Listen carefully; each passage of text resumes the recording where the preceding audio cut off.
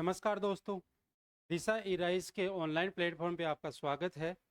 आज Vande Bharat current affairs में आज हम 11 सितंबर के इम्पोर्टेंट क्वेश्चनों के बारे में चर्चा करेंगे और जो भी करंट के अंदर जो भी घटनाएं घटी है, कुछ योजनाएं आई हैं या गवर्नमेंट की तरफ से कुछ भी हुआ हो, ऐसी योजनाओं का शिलान्यास हुआ हो या कुछ उद्घाटन हुए हो, उसके बारे में इम्पोर्टेंट चीज़ें हैं, उसके बारे में हम चर्चा करेंगे।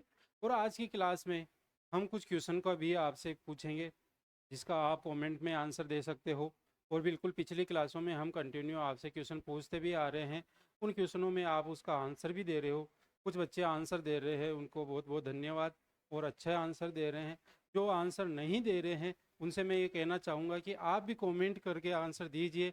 आपका ये जो भी क्वेश्चन रहते हैं आप उनको कमेंट करके देते हो तो वो आपके दिमाग में बने रहते हैं और आपको उसको भूलने की समस्या नहीं होती है।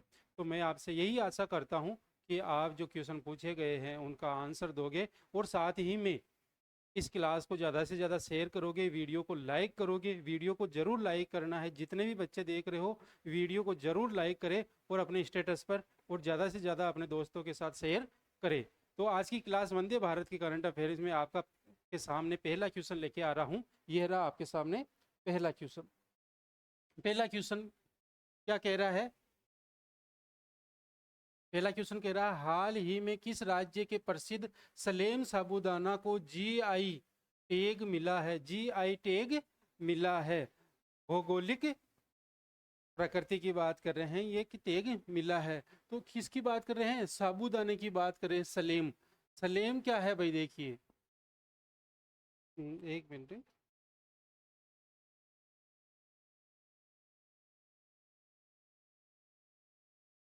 सलेम जिला है भाई। सलेम क्या है? जिला है जहां पे सबसे ज्यादा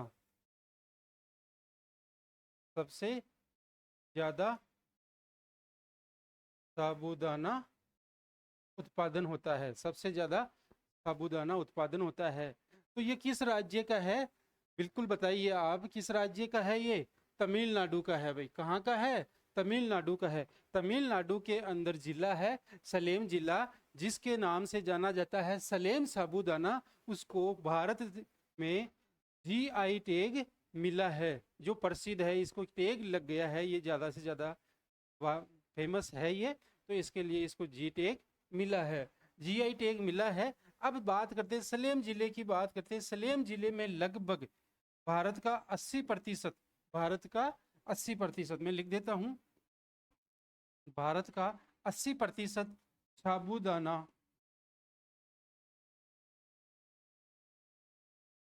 उत्पाद होता है। कहाँ पे होता है? सलेम के अंदर, जो तमिलनाडु के अंदर है, जिसको जीआई टैग मिला है। भारत का लगभग 80% जो साबूदाना है वो कहाँ पे उत्पादन होता है? तमिलनाडु के अंदर होता है। लगभग तमिलनाडु के इस जिले के अंदर बात करते हैं, सलेम जिले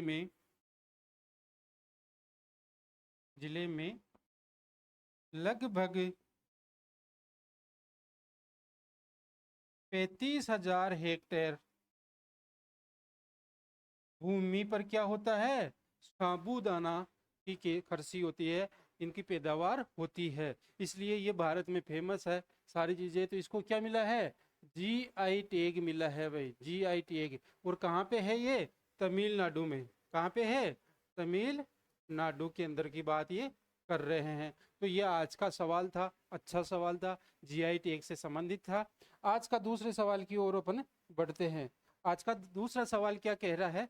आज का दूसरा सवाल कह रहा है, भारत के किस देश को, भारत ने किस देश को G20 की अध्यक्षता सौंपी है? आपको पता ही है कि अभी भारत में 9 और 10 सितंबर को 2023 को G20 का क्या हुआ था? सम्मेलन हुआ था भाई, जिसके अंदर आज का क्वेश्चन आपका यही है। आज का क्वेश्चन यह है कि G20 में 21वां देश कौन सा बना? 21वां सदस्य कौन सा बना है? G20 में 21वां सदस्य को कौन से देश को जोड़ा गया है, कौन से यूनियन को जोड़ा गया है? यह आप कमेंट करके इसका आंसर बताओगे। देखिए, तो भारत के अंदर ये जो 9 और 10 सितंबर को क्या हुआ है भाई, G20 का सम्मेलन हुआ है, जिसके अंदर सभी देशों ने इसमें क्या लिया, भाग लिया है। अब यहाँ पे सम्मेलन खत्म होने के बाद अगला जो सम्मेलन होगा वो सम्मेलन होगा 2024 के अंदर। कहाँ कहाँ कब होगा, 2024 के अंदर होगा। और ये भारत ने उसकी अध्यक्षता सौंपी है, किसको सौंपी है, ब्राजील को सौंपी है भाई, किसको, ब्राजील को। तो G20 का अगला जो सम्मेलन है वो कहाँ पे होगा, ब्राजील के अंदर। कहाँ पे होगा, ब्राजील के अंदर होगा। अब भारत के अंदर ये जो ब्राजील को ये जो अध्यक्षता सौंपी है, ये किसको सौंपी है, उनके राष्ट्रपति है, राष्ट्रपति, ब्राजील के राष्ट्रपति का नाम क्या है, कमेंट करके बताइए, बिल्कुल बताइए। लूला डा सिल्वा, ये ब्राजील के राष्ट्रपति है।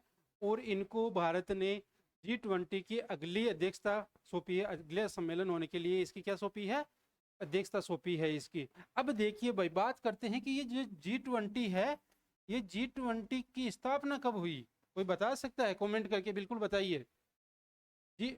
हाँ बिल्कुल, G20 की स्थापना कब हुई थी, G20 की स्थापना जो हुई है वो हुई थी 26 सितंबर 1999 में, 1999 के अंदर हुई थी।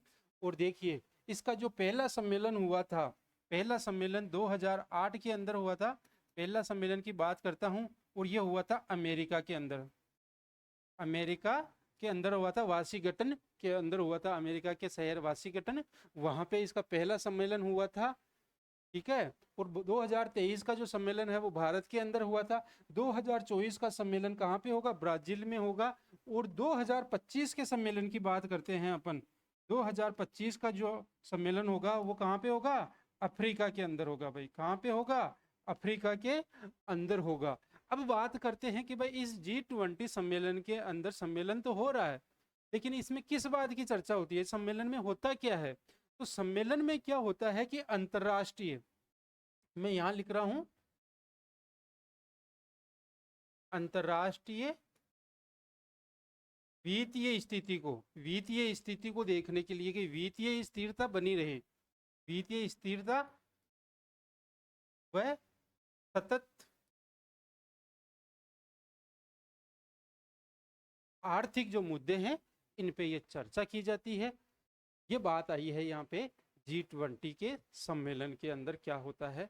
और जो अध्यक्षता सौंपी है भारत ने वो ब्राजील को सौंपी है, और ब्राजील का जो राष्ट्रपति है वो लूला डा सिल्वा है, जहाँ पे 2024 के अंदर सम्मेलन होगा। और 2025 का जो सम्मेलन है वो सम्मेलन होगा कहाँ पे, अफ्रीका के अंदर होगा। आपको समझ में आया होगा, छोटा सा क्वेश्चन था, अच्छा क्वेश्चन था। इसी के साथ आगे के क्वेश्चन की हम चर्चा करते हैं। आगे का क्वेश्चन की बात कर रहे हैं, आगे का क्वेश्चन है, आइडल अनऑर्थिक द पावर ऑफ मूर्ति पूजा नामक पुस्तक किसने लिखी है भाई। देखिए करंट के अंदर जितने भी पुस्तकें आ रही है भाई उनके ऑथर का आपको पता होना जरूरी है। कहीं ना कहीं एक क्वेश्चन यहाँ से पुटअप हो जाता है एग्जाम में, और इम्पोर्टेंट भी है, पुस्तकों के क्वेश्चन अधिकतर आते भी हैं। तो यहाँ पे बात करते हैं आइडल्स अनऑर्थिक द पावर ऑफ मूर्ति पूजा, मूर्ति पूजा के बारे के अंदर यहाँ पे होनी चाहिए या नहीं होनी चाहिए, इसके बारे में एक पुस्तक लिखी गई है। जो किसने लिखी है, ये लिखी है भावना राय ने। किसने, भावना रॉय ने लिखी है, भावना रॉय ने ये लिखी है। और किसके ऊपर, मूर्ति पूजा के ऊपर जो मुद्दे हैं उसके बारे में उसको आधार बनाकर इन्होंने पुस्तक लिखी है। तो इस पुस्तक का जो लेखक है, लेखिका है, ये वैसे भावना रॉय है। आगे का क्वेश्चन देखिए, आगे का क्वेश्चन क्या कह रहा है, हाल ही में भारत और बांग्लादेश ने द्विपक्षीय बैठक के बाद कितने समझौतों पर हस्ताक्षर किए हैं भाई। भारत और बांग्लादेश देश के बीच में अभी दोनों देशों के बीच में जो बैठक हुई है, इस बैठक के अंदर कितने समझौते हुए हैं भाई, और कितने समझौतों के साथ में साइन हुए हैं, इसके बारे में ये पूछ रहा है। तो बिल्कुल कमेंट करके आप बताइए, बिल्कुल बिल्कुल कमेंट कीजिए, आंसर इसका क्या हो सकता है। बिल्कुल आप देखिए, ज़्यादा से ज़्यादा क्वेश्चनों के आंसर दोगे तो आपकी तैयारी अच्छी रहेगी, और आपको भी दिमाग में रहेगा कि हाँ ये कॉन्फिडेंस आपका हाई होगा। और सारा खेल ही कॉन्फिडेंस का है यहाँ पे। तो खेल ही पूरा कॉन्फिडेंस का है, बिना कॉन्फिडेंस यहाँ कुछ नहीं होने वाला है। ठीक है, तो आप ज़्यादा से ज़्यादा इस क्वेश्चनों का आंसर दें। और मैं फिर आपसे ये कहना चाहता हूँ कि इस क्लास को ज़्यादा से ज़्यादा शेयर करें और लाइक करें। क्लास को लाइक करें भाई, कुछ ऐसे हैं जो क्लास देख लेते हैं लेकिन लाइक नहीं करते हैं। तो मैं ये कहना चाहूँगा एक बार आपसे पुनः कि क्लास को लाइक करें, अपने दोस्तों को भी शेयर करें, उनको भी बोलो कि क्लास को लाइक करें। ठीक है, यहाँ पे बात करते हैं भारत और बांग्लादेश के बीच में जो बैठक हुई थी, इसमें 3 समझौतों पे, कितने समझौतों पे? 3 समझौतों पे यहाँ पे हस्ताक्षर हुए हैं भाई। और वो 3 समझौते कौन कौन से हैं उसके बारे में अपन चर्चा करते हैं। अपन पहला समझौते की बात कर रहे हैं, NPCI, ये भारत की बात कर रहे हैं। ये भारत और बांग्लादेश बैंक के बीच डिजिटल डिजिटल की बात कर रहे हैं, क्योंकि डिजिटल भुगतान की बात कर रहे हैं। डिजिटल भुगतान पर समझौता, पहला जो समझौता हुआ है वो किसका हुआ भाई? NPCI और बांग्लादेश का जो बैंक है उसके बीच में जो डिजिटल, यानी कि आप फोन पे यूज करते, UPI जो यूज करते हो, उसका दोनों देशों के बीच में समझौता हुआ है, आदान प्रदान होगा ये भुगतान करने के लिए। दूसरे की बात करते हैं यहाँ पे, दूसरे की जो समझौता हुआ वो सांस्कृतिक सांस्कृतिक सॉरी, थोड़ा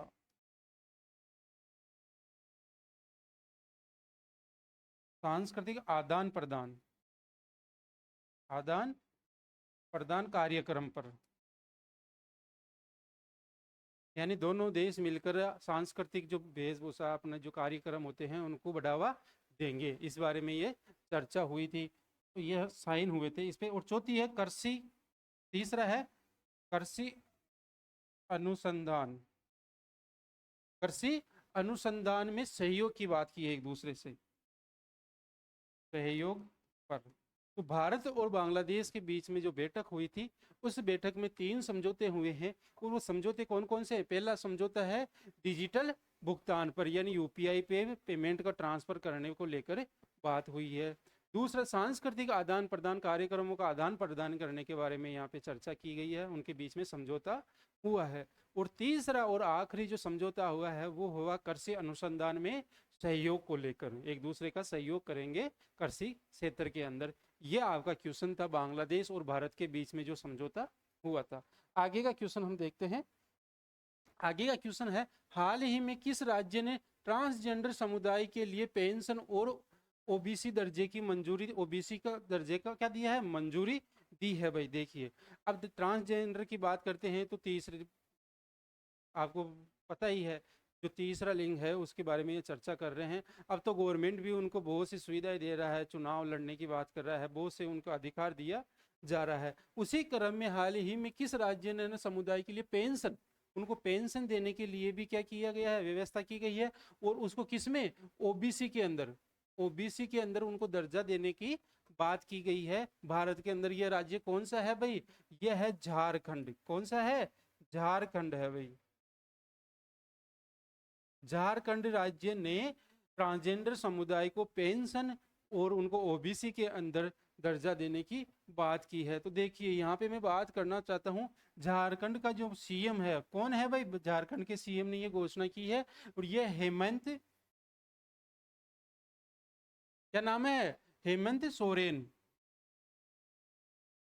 सोरेन है। और झारखंड की राजधानी की बात करते हैं तो कौन सी है? रांची। कौन सी है भाई? रांची है इसकी राजधानी। और क्या बता, हाँ चलो ठीक है, एक क्वेश्चन आपका और बनता है यहाँ पे, झारखंड के राज्यपाल का नाम क्या है? झारखंड के राज्यपाल का नाम क्या है, आपको ये भी बताना है। तो देखिए, ट्रांसजेंडर समुदाय के लिए पेंशन और OBC की जो व्यवस्था की है वो किसने की है भाई? झारखंड राज्य ने की है। झारखंड की राजधानी है जो रांची है, और इनके CM है जो कौन है?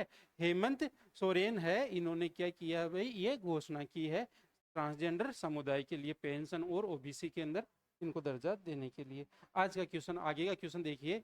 आगे का क्वेश्चन आ रहा है, मुख्यमंत्री निःशुल्क अन्नपूर्णा फूड पैकेट योजना के तहत उचित मूल्य दुकानदारों को अब फूड पैकेट वितरण के लिए प्रति पैकेट 4 रुपए के स्थान पर कितने रुपए का मार्जिन मिलेगा? देखिए भाई, बात सीधी भी, उचित मूल्य की जो दुकान है वहाँ पे फूड पैकेट मुख्यमंत्री के योजना है उसके अंदर मिलते हैं। तो इनको जो उचित मूल्य के जो दुकानदार है उनको क्या, उनका मार्जिन मिलता है पर पैकेट पर 4 रुपए मिलते हैं भाई। कितने मिलते हैं अभी? 4 रुपए मिलते हैं। लेकिन अब मुख्यमंत्री ने इस योजना के तहत क्या कर दिया, घोषणा की है कि यह बढ़कर उनको बढ़ाया जाएगा। और ये घोषणा की है 15 अगस्त के दिन। कब की है भाई? 15 अगस्त 2023 को ये घोषणा की है। और इस घोषणा के तहत अब इन उचित मूल्य के दुकानदारों को अपना जो मार्जिन है 4 रुपए के स्थान पर कितना रुपए मिलेगा? 10 रुपए मिलेगा भाई। कितना? 10 रुपए का अब इनको मार्जिन मिलेगा। अब बात करते हैं, ये फूड पैकेट की बात कर रहे हैं भाई। किसकी बात करते हैं? फूड पैकेट की बात करते हैं। तो ये फूड पैकेट में होता क्या क्या है? ये फूड पैकेट है वो गरीब परिवारों को मिलता है भाई, गरीब परिवार को मिलता है। और इस पैकेट के अंदर की बात करते हैं हम, इस पैकेट के अंदर की बात करते हैं तो इसके अंदर देखिए, खाद्य तेल, खाद्य तेल, नमक, चीनी, हल्दी, धनिया, मिर्ची, ये खाद्य सामग्री इस पैकेट में मिलती है। और किसको मिलती है? ये गरीब परिवारों को मिलती है। और अब इस पैकेट के जो वितरण करता है वो वितरण करते हैं, कौन कर रहा है ये भाई? उचित मूल्य के जो दुकानदार है वो कर रहे थे। तो इस पे एक पैकेट पे पहले इनको जो मार्जिन मिलता था, इनका प्रॉफिट मिलता था वो 4 रुपए था। इस 4 रुपए को बढ़ाकर कितना कर दिया है? 10 रुपए कर दिया गया है भाई। कितना कर दिया गया है? 10 रुपए कर दिया है गया है। याद रखना है आपको, इंपॉर्टेंट क्वेश्चन है। बात करते हैं आगे का क्वेश्चन। राजस्थान में शिक्षा मंत्री डॉक्टर बी.डी. कल्ला ने साक्षरता साक्षर राजस्थान एवं ई साक्षरता यूट्यूब चैनल की लॉन्चिंग कब की है भाई? ठीक है, देखो, ई साक्षरता राजस्थान और ई साक्षरता यूट्यूब चैनल भी स्टार्ट कर दिया है। देखो, बच्चों को शिक्षा से जोड़ने के लिए बहुत से प्रोग्राम चलाए जा रहे हैं। इसी क्रम के अंदर शिक्षा मंत्री ने, हाँ, तो अपन साक्षरता दिवस की बात कर रहे थे दोस्तों। तो साक्षरता दिवस जो है वो कब मनाया जाता है? 8 सितंबर को। कब? 8 सितंबर को साक्षरता दिवस मनाया जाता है। अब इस दिन क्या हुआ था कि डॉक्टर, अपना शिक्षा मंत्री है डॉक्टर बी.डी. कल्ला जी, उन्होंने क्या किया है? देखो, साक्षरता राजस्थान ई साक्षरता यूट्यूब चैनल का भी क्या किया है, इन्होंने लॉन्च किया है। और ये किसके तहत किया? नव भारत साक्षरता कार्यक्रम के तहत। नव भारत साक्षरता कार्यक्रम के तहत ये चैनल की क्या किया है? लॉन्च किया है इसके तहत। और इसके की क्या कारण है? बच्चों को शिक्षा से जोड़ने के लिए, बच्चों को शिक्षा से जोड़ने के लिए, या बोल सकते हैं अपन नवाचार करने के लिए। क्या करने के लिए? नवाचार करने के लिए। यानी छोटे बच्चे हैं या बड़े बच्चे हैं जो स्कूल या शिक्षा से वंचित हो रहे हैं या छोड़ चुके हैं, उनको वापस शिक्षा से जोड़ने के लिए, उनमें रुचि पैदा करने के लिए ये कार्यक्रम चलाया जा रहा है। और ये घोषणा कब हुई थी भाई? 8 सितंबर को। कब हुई? 8 सितंबर को। आगे का क्वेश्चन देखिए आज का। आगे का क्वेश्चन है, मुख्यमंत्री अशोक गहलोत ने किस जिले में तालाबशाही के विकास कार्यों के लिए 2.56 करोड़ रुपए की वित्तीय राशि स्वीकृत की है? तालाबशाही के अंतर्गत भाई, देखिए, तालाबशाही के अंतर्गत क्या है? देखिए, ये किया गया है भाई धौलपुर के अंदर। कहाँ? धौलपुर के अंदर। धौलपुर में तालाबशाही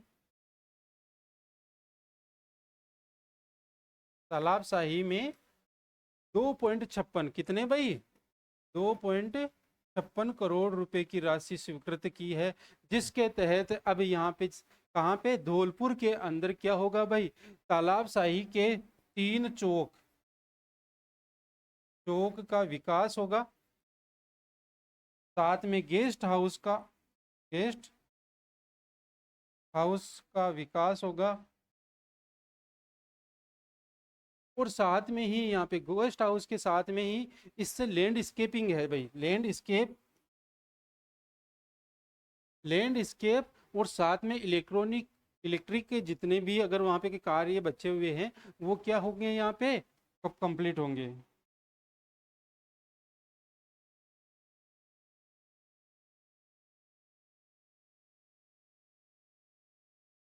संबंधित कार्य को पूरा करने के लिए 2.56 करोड़ रुपए की राशि स्वीकृत की गई है। तो देखो तालाब साहित्य के अंदर यहाँ पे 3 चौकों का विकास होगा, उनका क्या किया जाएगा, संरक्षण किया जाएगा। संरक्षण भी लिख सकते हैं भाई, जिनके जो टूट फूट आ गई उनको बचाने का काम किया जाएगा। धौलपुर का जो गेस्ट हाउस है उस गेस्ट हाउस का विकास किया जाएगा, उसकी भी मरम्मत या कुछ किया जाएगा। और साथ में लैंड स्केप वहाँ पे आसपास की जो जमीन है उसको सुरक्षित रखी जाएगी, उस पर कुछ काम किया जाएंगे, पेड़ पौधे लगाए जाएंगे। और साथ में इलेक्ट्रिक यानी कि लाइट से संबंधित जो भी सामान की जरूरतें होगी वो जरूरतें को उनको पूरा किया जाएगा इसके तहत। आगे का क्वेश्चन देखिए आज का। आगे का क्वेश्चन है, पंडित जवाहरलाल नेहरू बाल साहित्य अकादमी का लक्ष्मी कुमारी चुड़ावत बाल साहित्य पुरस्कार किसे दिया गया है भाई। देखिए बाल साहित्य पुरस्कार दिए जा रहे हैं भाई। पिछले बार भी अपन ने क्वेश्चन किया था और मैंने क्वेश्चन भी पूछा था तो उसका आपने आंसर भी दिया था। इसी प्रकार इसकी बात कर रहे हैं, बाल साहित्यकार के लिए बात करते हैं। इस अकादमी के द्वारा कौन सा पुरस्कार की बात करें, लक्ष्मी कुमारी चूड़ावत जो पुरस्कार दिया गया है वो बाल साहित्यकार को किसको या बाल कलाकार को दिया है, उसका नाम आपको बताना है। तो वो है आपके सामने अद्वैत जिंदल। अद्वैत जिंदल को ये बाल पुरस्कार दिया गया है। और ये जो सबसे कम उम्र का बाल कलाकार है भाई, सबसे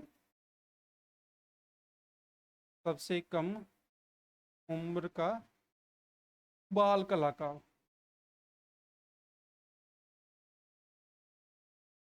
कलाकार है, इसको ये पुरस्कार दिया गया है। और किस लिए दिया गया है, देखिए ये जो पुरस्कार दिया गया है वो इसकी कहानी संग्रह के लिए। और कहानी इनकी कौन कौन सी है, वो है तनऊ है, तनऊ और चुलबुली। चुलबुली के लिए ये पुरस्कार दिया गया है। और ये कहाँ पे दिया गया है, जवाहर कला केंद्र के अंदर कार्यक्रम आयोजित हुआ है और वहां पे ये पुरस्कार दिया गया है भाई। और कहानी संग्रह कौन सी है इनकी, तनऊ और चुलबुली के लिए इस बाल कलाकार को क्या दिया गया है भाई, पुरस्कार दिया गया है। कौन सा पुरस्कार दिया गया, लक्ष्मी कुमारी चुड़ावत। किसके द्वारा दिया गया है, ये दिया गया है पंडित जवाहरलाल नेहरू बाल साहित्य अकादमी के द्वारा। कहाँ पे दिया गया है, जवाहर कला केंद्र के अंदर इसका वार्षिक समारोह हुआ था, वहां पे इस नन्हे मुन्ने कलाकार को क्या दिया गया है, ये उपहार दिया गया है। आगे देखिए, आज का लास्ट क्वेश्चन की ओर हम आगे हैं। लास्ट क्वेश्चन बहुत ही अच्छा है ये भी। हाल ही में राजस्थान सरकार द्वारा कितने जिलों के आंगनबाड़ी केंद्रों में 8,000 नंद घर के रूप में विकसित किया जाएगा। नंद घर के बारे में बात कर रहे हैं भाई। तो देखो नंद घर के में छोटे छोटे जो बच्चे होते हैं उनका पोषण, खेल कूद और प्री स्कूल के साथ में शिक्षा की जो जरूरतें हैं उसको पूरा करने के लिए आंगनबाड़ी में ये चलाए गए काम है, जिसके अंदर क्या नंद घर का भी इनमें क्या किया गया है भाई, निर्माण किया गया। और कितने किए गए हैं, 8,000 नंद घरों का क्या किया गया है, यहाँ पे विकास किया गया है, निर्माण किया गया है या खोले गए हैं ये कह सकते हैं। जिसके अंदर तो कितने जिलों के, प्रथम चरण की बात करते हैं तो 13 जिलों में, प्रथम चरण की में और खोले जाएंगे आगे। प्रथम चरण में 13 जिलों की यहाँ पे क्या कर रहे हैं भाई, बात कर रहे हैं।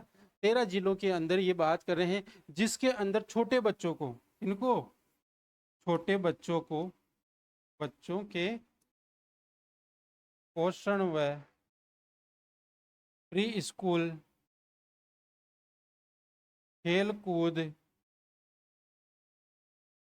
आदि के लिए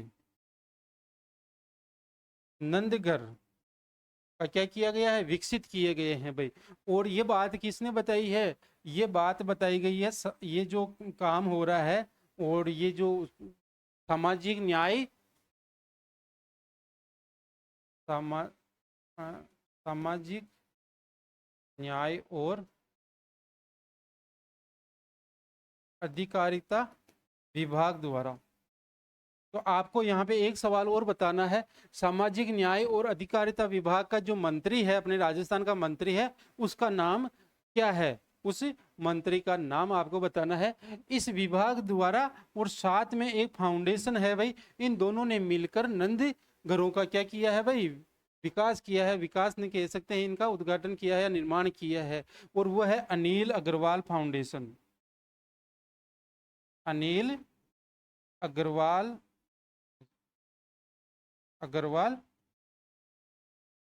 फाउंडेशन। ये दोनों मिलकर, इन दोनों के बीच में क्या हुआ भाई? समझौता हुआ है। इस समझौता के तहत आंगनबाड़ियों में नंद घरों का क्या होगा? निर्माण होगा, जिसके अंदर छोटे बच्चों को उसके पोषण, उनकी प्री स्कूलिंग, खेल कूद और नवाचार को क्या मिलेगा? बढ़ावा मिलेगा। तो आज के ये जो अपने नव वंदे भारत क्लास थी करंट अफेयर की, उसके क्वेश्चनों को हमने चर्चा किया है, इंपॉर्टेंट क्वेश्चन लिए हैं। इसी तरह आप हमारे चैनल से जुड़े रहिए, वीडियो को ज़्यादा से ज़्यादा शेयर करें और क्लास को लाइक करना न भूलें दोस्तों। लाइक जरूर करें। धन्यवाद।